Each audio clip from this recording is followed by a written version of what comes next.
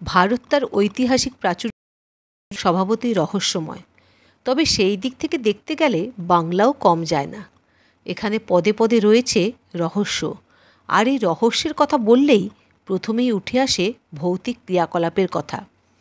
পশ্চিমবঙ্গের বুকে অবস্থিত সুন্দরবন, এই অঞ্চলটি ম্যানগ্রোভ ও রয়্যাল বেঙ্গল টাইগারের জন্য প্রসিদ্ধ হলেও গোটা সুন্দরবন ঘিরে রয়েছে এক ভৌতিক রহস্যের বেড়াজাল।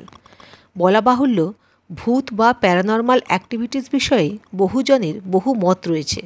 এবার জেনে নেওয়া যাক মূল ঘটনার বিষয়ে। সুন্দরবনের বাসিন্দাদের বক্তব্য, রাত্রি বাড়লে গভীর অরণ্যে এক বিশেষ আলো দেখতে পাওয়া যায়, আর সেই আলো দেখা মাত্রই যে কোনো ব্যক্তি ওই আলোর বশীভূত হয়ে পড়ে, ফলস্বরূপ তার মৃত্যু ঘটে। কিন্তু কেন এমনটা ঘটে? এই আলোর উৎস কোথায়? সবই ধোঁয়াশা।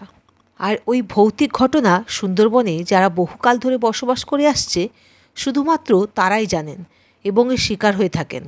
পর্যটক যারা সুন্দরবন ভ্রমণের জন্য এসে থাকেন তারা কিন্তু কেউই ওই ভৌতিক আলোর শিকার হন না। স্থানীয় বাসিন্দাদের মতে তার একমাত্র কারণ হলো পর্যটকরা কেউ সুন্দরবনের গভীর অরণ্যে প্রবেশ করে না। সাধারণত সুন্দরবনে বাঘের আতঙ্ক চিরকালই। তবে তাজ্জবের বিষয় হলো, এই ঘটনায় যারা প্রাণ হারিয়েছেন তাদের কারোর শরীরে কিন্তু কোনো রকম আঘাত বা ক্ষতের চিহ্নমাত্র পাওয়া যায়নি। সকলের প্রাণহানির একটিমাত্র কারণ হলো জলে ডুবে মৃত্যু। তবে তারা যে সাঁতার না জানার ফলে প্রাণ হারিয়েছেন এমনটাও নয়। সুন্দরবনের বাসিন্দারা এই রহস্যের বিষয়ে একটি প্রাচীন কাহিনীতে বিশ্বাসী। তো কী ছিল সেই কাহিনী তা জানতে হলে স্কিপ না করে শেষ পর্যন্ত শুনতে থাকুন। আর ভালো লাগলে একটা লাইক, শেয়ার ও কমেন্ট করে দেবেন। আমার এই নিউ চ্যানেলটিকে সাবস্ক্রাইব করে পাশে থাকবেন ও পাশে থাকা নোটিফিকেশান বেল আইকনটি প্রেস করে দেবেন। আপনাদের সাথে আমি অনামিকা। তো চলুন শুনতে থাকুন। সুন্দরবনের বাসিন্দাদের কথায়, এক সময়ে সুন্দরবন এবং তৎকালীন অঞ্চলে রাজত্ব করতেন রাজা শ্রুতঞ্জয়। তার ছেলের নাম ছিল অলঞ্জয়। সৎ গুণের জন্য রাজকুমার ছিলেন সবার খুব প্রিয়। তাই প্রজারা এবং রাজবংশের বাকিরা তাকে আলিয়া নামে আদর করে ডাকতেন। দিনে দিনে বড় হলেন আলিয়া, পারদর্শী হলেন সব বিদ্যায়। এলো রাজ্যাভিষেকের সময়। রাজবংশের নিয়ম মেনে তিনি চললেন শিকারে। কেননা শর্ত ছিল এটাই, নরখাদক রয়্যাল বেঙ্গল টাইগার শিকার করে তাকে প্রমাণ দিতে হবে যোগ্যতার। যথাসময়ে শিকারে গেলেন আলিয়া তার বাবার সঙ্গে। সুন্দরবনের খাড়ির মধ্যে দিয়ে ভেসে চলল তাদের বজরা। আলিয়া দেখতে পেলেন চাঁদের আলোয় এক শাবককে সঙ্গে করে খাড়ির মুখে জল খাচ্ছে এক বাঘিনী। দেখতে দেখতে সন্তপর্ণে তাকে ঘিরে ফেললেন আলিয়া এবং তার দলবল। তারপর তাকে বধ করতে আর কতক্ষণ। জঙ্গলের গভীরে পালিয়ে যাওয়ার চেষ্টা করেও রেহাই পেল না শাবকটিও। হত্যা করা হলো তাকেও। মনের আনন্দে রাজ্যের দিকে ফিরতে থাকলেন আলিয়া। কিন্তু বিপদ ঘনিয়ে এলো পরের রাতেই। বাঘ শিকারের পরের রাতে আলিয়া দেখলেন আরও অপর এক বাঘিনী তার শাবককে নিয়ে জল খাচ্ছে।